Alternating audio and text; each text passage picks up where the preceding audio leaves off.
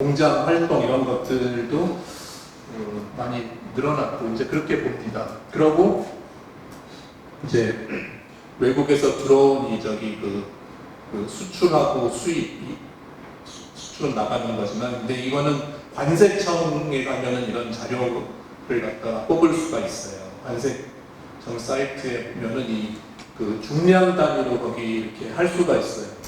화폐 달러 단위로도 할 수 있지만, 이렇게 봤을 때 그 위에 빨간색이 이게 수입량이고 밑에 게 수출량인데 톤 단위로 지금 그 표시가 된 거예요.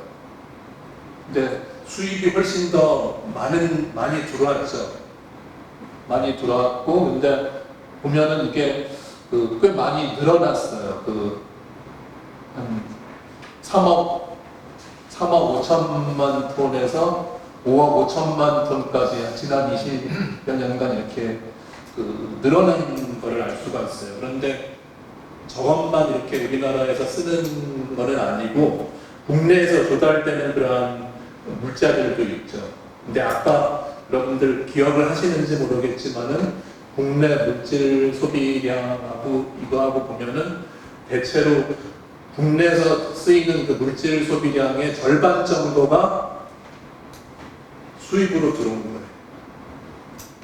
그러니까는 우리나라 안에서 생산되는 쌀이라든지 시멘트라든지 뭐 골재 이런 것들이 있잖아요. 기본적으로 여러 가지 농림수산물 이런 것들이 있고, 또 그만큼의 수입이 들어오고, 그렇게 해서 그게 우리나라에서 전체 물질 사용량을 반반 정도씩 그렇게 하고 있는 거라고 할 수 있고, 그 다음에 수입되는 것들을 이렇게 분류해 가지고서 또 볼 수도 있는데, 그거는 무역화폐 가보면 알 수 있는데, 그러니까 1차 상품, 소비재, 자본재, 중간재 이런 식으로 이렇게 나눠지는데, 소비재가 제일 적어요. 통계에서 제일 적고, 그러니까 1차 상품, 보라색이 중간재죠. 그리고 2차 상품, 자본재 이런 식으로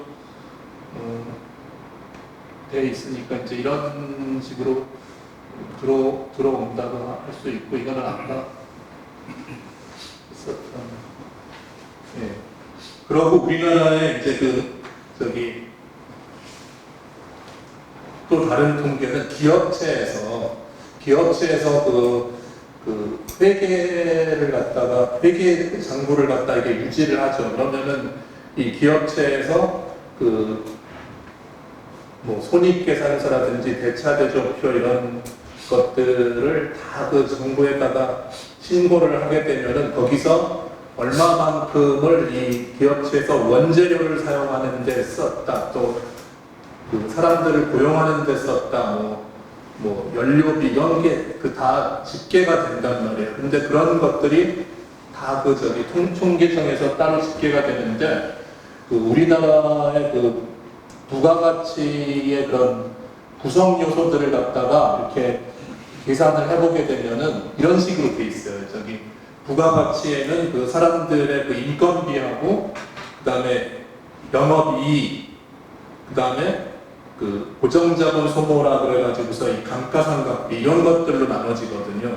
거기에 어떤 세금도 들어가지만 세금은 좀 빼놓고 생각을 한다면은, 그랬을 때 저런 식으로 이 피용자 보수 임금이 이렇게 늘어났죠. 굉장히 사람들 고용자 수가 많이 늘어났었을 거 아니에요. 아까 봤을 때. 그다음에 영업잉여의 증가 속도는 그것보다는 높지는 않아요. 그리고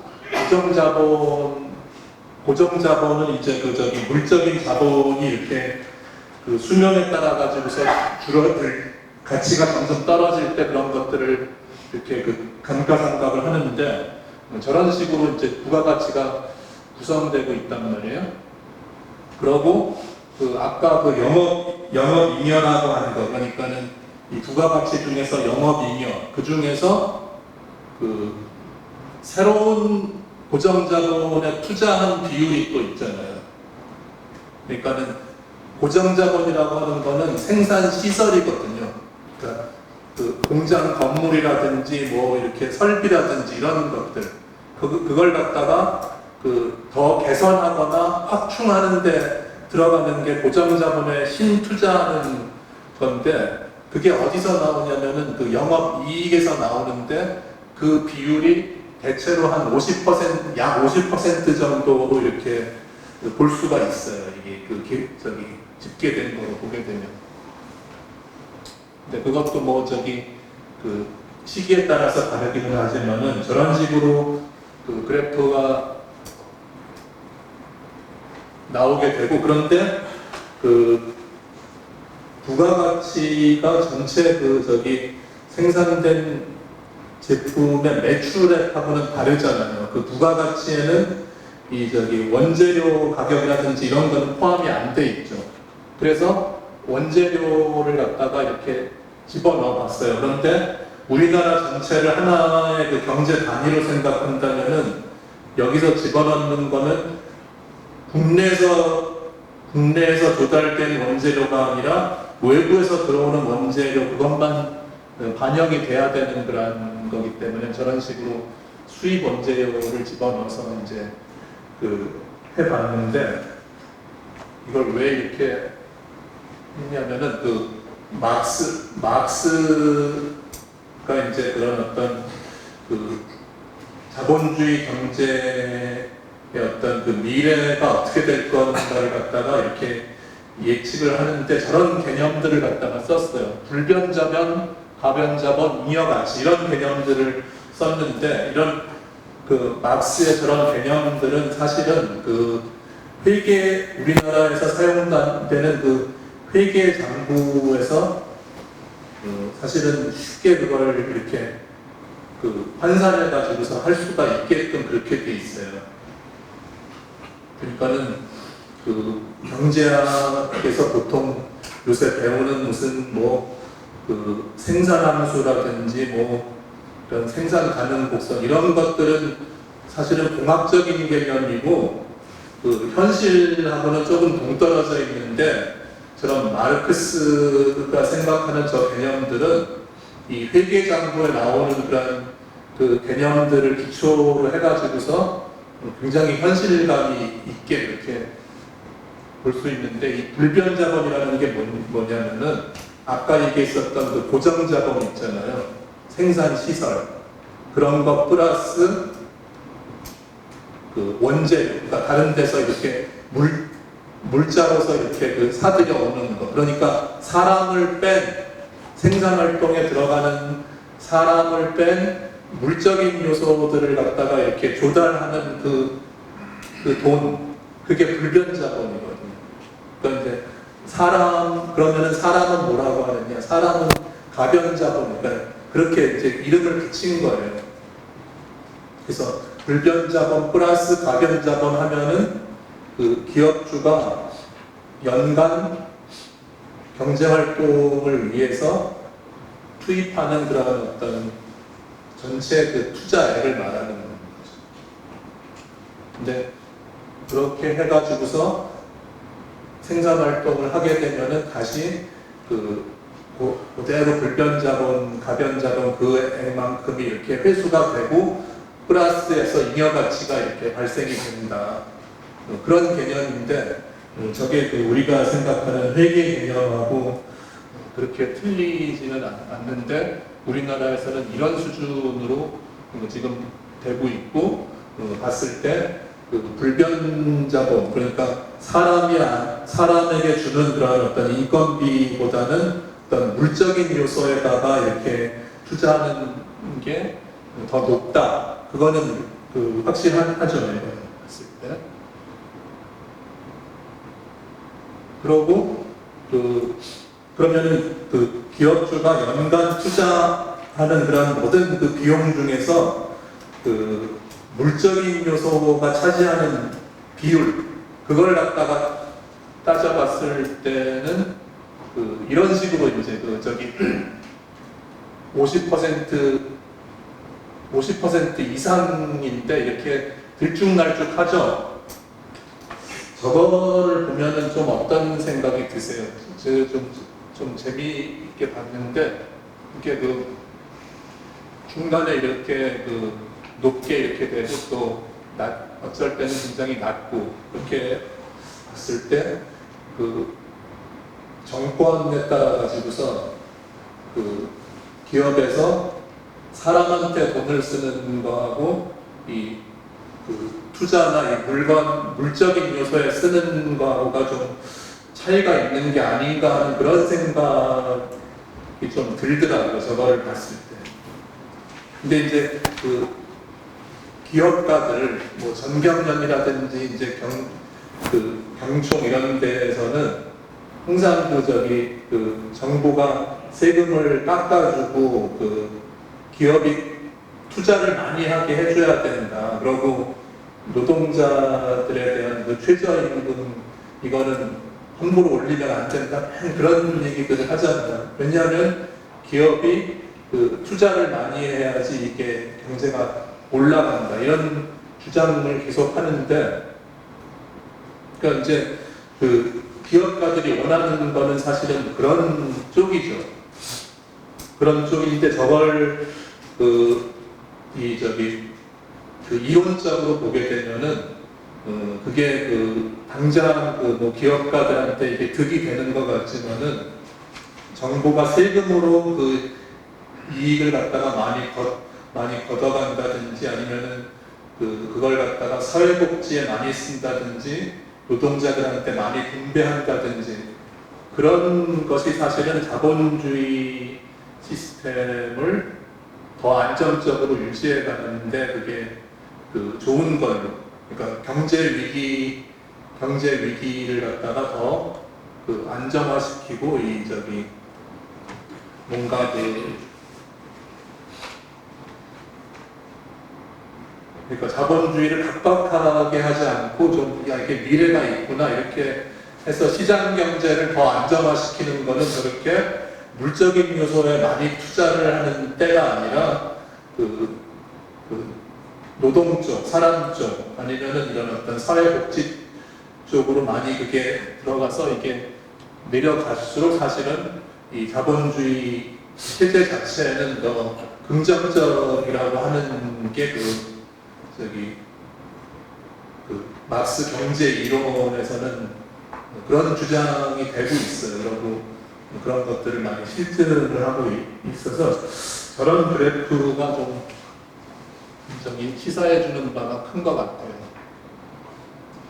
그 다음에 이 기업체에서 쓰는 에너지 사용에 대해서도 우리가 관심을 갖지 않을 수 없는데 지금 기후변화가 중요하기 때문에 근데 여기 밑에 이제 제조업의 전기에너지 사용이 꽤 많이 증가했어요. 그러니까는 거의 2배 정도가 지난 20년간 증가했죠. 근데 이제 다른 에너지원들은 뭐 완만하게 이제 석유 저런 제일 위에 연두색으로 되는 석유 제품이고 다른 것들은 별로 그냥 그렇게 큰 증가 추세는 보이지 않는데 새로 등장한 게 바이오 및 폐기물 에너지라든지 뭐 지열, 태양열 이런 것들은 뭐 처음에는 없었던 건데 이런 것들이 등장을 했어요. 그런데 가장 많이 증가한 게 사실은 전기 쪽이다.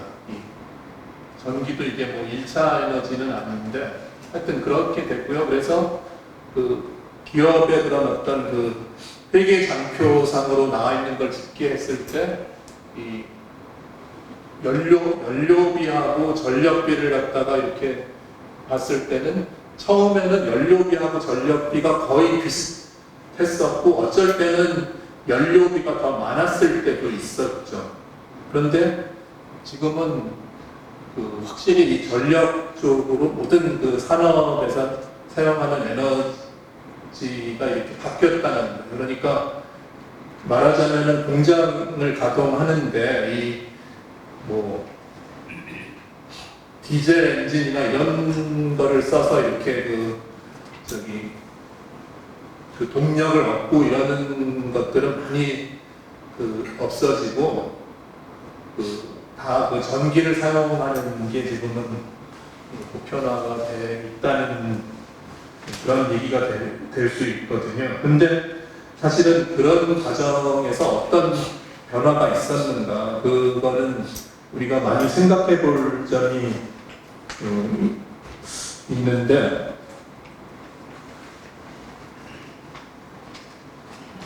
전기 소비량이, 전기 사용 비율이 높아지게 되면은 사업장에서 소음, 진동, 뭐 분진 이런 것들은 많이 줄어들었을 거죠, 사실.